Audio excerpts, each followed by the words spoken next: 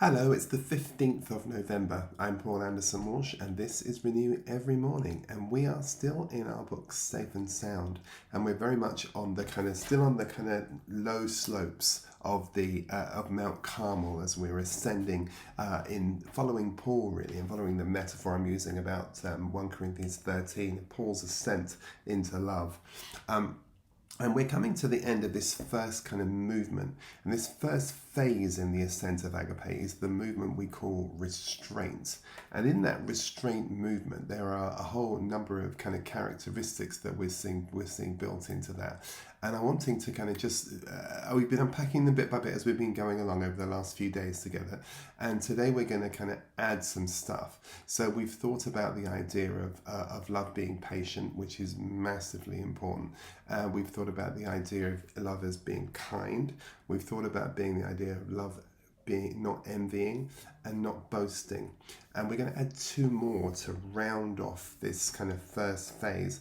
And these next two we want to add are two more is nots. So love is not proud and love is not rude. So remember, two very emphatic things. Love is patient. Love is kind. It does not envy. It does not boast. And now back, it is not and it is not. And so these two things are very, very important ideas. And this is important because I think what we're understanding in this first movement, which I'm calling restraint, the idea here is from Paul, I think, that there is essentially which we're saying that kind of love is mastered within. And this architecture, I think, is really very important. And what Paul does, I think, with the ascent is he wants to talk about maybe the inner disciplines of love. Now, of course, remember, this is about the nature. This is who God is. But remember, he is also the indweller. So this is also about what happens in us as this love nature takes root in us, as we mature in it from little children to young men to fathers. Do you see? So first, we might call these the kind of inner disciplines. And these are those qualities that have this ability to restrain the ego's impulse. Now, that's important because we'll talk more about the ego as I chat to you today, but I think it's just worth just putting it out there for you to think about it, because the ego really is nothing more than a part of your belief about yourself. And this is where we get in some really, really interesting ground with our teaching. The ego's fundamental purpose is fear, because only the fearful can be egotistical. There's nobody else can keep doing. And what happens is that the ego will kind of keep us searching for peace in the world while ensuring that we never look inward and remember who we already are and remember that we are already at peace. So please bear that in mind. The ego is nothing but your belief.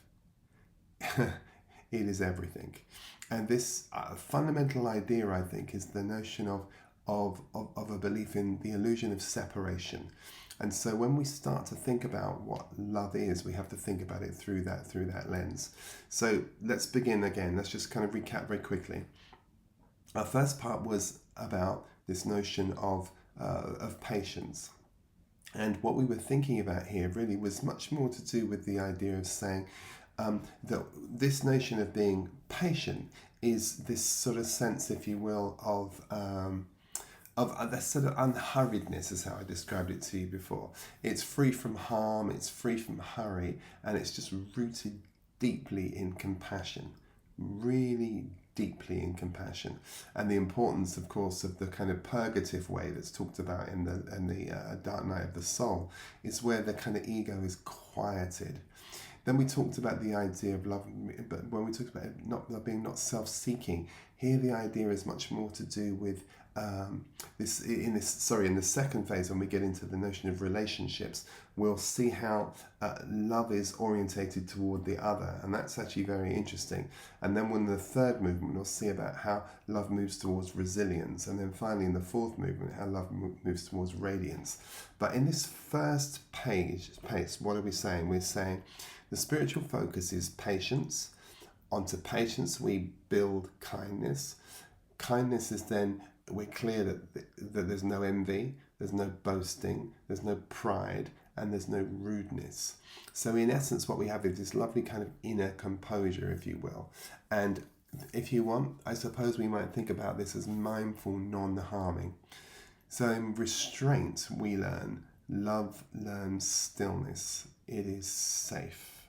And that's the most important thing that we need to get to in this first phase, that it is safe. So Agapé is patient. This is love's restful timing. Patience isn't the kind of the grit of endurance.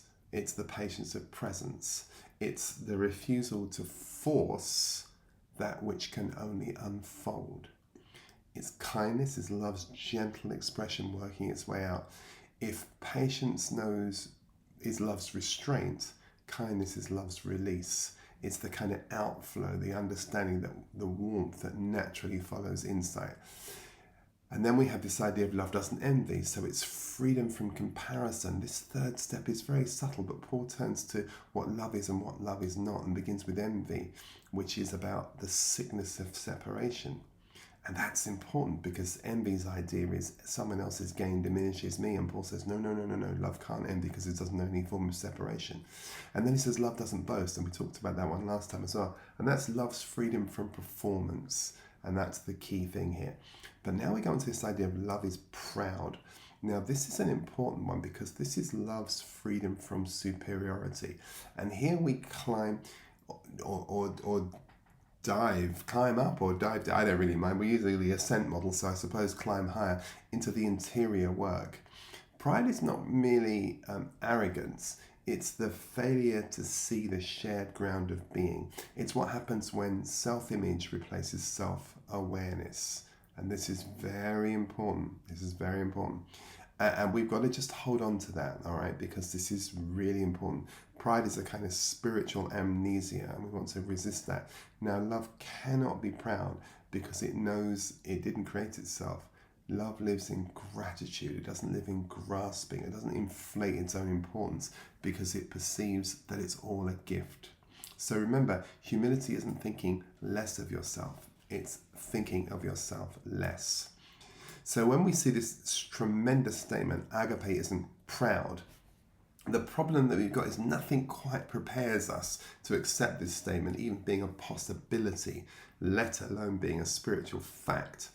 But it's intriguing, isn't it? In modern day usage, the word pride is often employed in a very, very positive sentiment. But when I encounter the word in the Bible, almost without exception, the reference to pride is negative. And it therefore presents me, at least, with something of a dilemma, because on the basis of what I want to say that God is proud, i.e. he's not ashamed of me, and he's proud of me, his love isn't proud. So what am I going to do with that? So what is the Apostle Paul wanting to tell me when he's saying that Agapé isn't proud? Well, let's try and define the word proud. Let's see if we can do that. Because in modern usage, to say love is not proud is to say love has no shame. Now, this is an interesting way of thinking about it, because here the idea is simply that the lover is not beyond humiliating himself. He just in lavish shows of affection for the one he loves. Now, which of us who have studied the life of King David, who, by the way, is described as a man after God's own heart, isn't just captivated by his total lack of pride and his love for God? And perhaps it has escaped us that God is equally abandoning his love for us. And we need to think about that. It's that abandonment, that shamelessness that is what we're thinking about here. Oh, that we could just see when he restored him. Do you remember 2 Samuel chapter 6? And he comes back. Do you remember they bring back the ark? And he dances with all his might. It's just extraordinary. And when the kind of frigid religious appropriateness rebukes us, what is he? Remember this conversation? You ought not to make merry with these vulgar people. Oh, do you remember his wife Michal said that? Oh, I see. How the king has disgraced himself. David's response to his wife is just unbelievable. I will make merry before the Lord, and I will be even more ridiculous than this.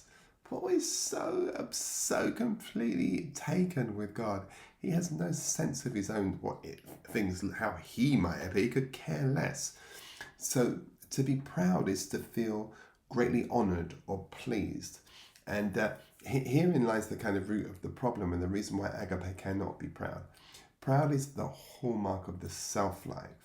But pride is the antithesis of Agapé, because pride makes the most extraordinary and appalling boast, saying, I do not need your help. In fact, I don't need anything from anyone because I can make my own way. Doesn't that sound to you like the ego? Let me tell you some symptoms of pride in everyday life. Pride is a refusal to be vulnerable. Real men don't cry. Oh, really? That's interesting. Why do men refuse to accept when they're lost and they can't let their wives consult the map? I get myself caught up into these things so often. It's absolutely embarrassing. And even today I've had to be thinking to myself about something that I just almost lost my mind over. But it's a pride thing. It's just stupid. It's this refusal to accept that we need help one way or another. And we do. God alone knows we do. We think maybe that needing help means to look weak. Pride says, I have no need of God. The 10th Psalm says this: in the pride of his face, the wicked does not seek him. All his thoughts are, there is no God. Think about that. There are few things more damaging and more dangerous, I want to suggest to you, than pride. The great trouble with it, and the reason why Agapé can never indulge in it, is because as C.S. Lewis so brilliantly put it, a proud man is always looking down on things and on people. And of course, as long as you're looking down, you can't see someone that is above you, right? Agapé never looks down on people. It can only ever look up. Because as we're going to see later, Agapé believes the best. It always does. Now, this is most important, because when we treat people as they appear to be, we make them worse. But when we treat them as if they are already what they potentially could be, you make them who they really are. And here's the most staggering thought, or at least for me. If Agapé is not proud, which is not, and pride says, I need nothing of you, the collision of these two statements mean, I do need you. Agapé, God, needs us. What?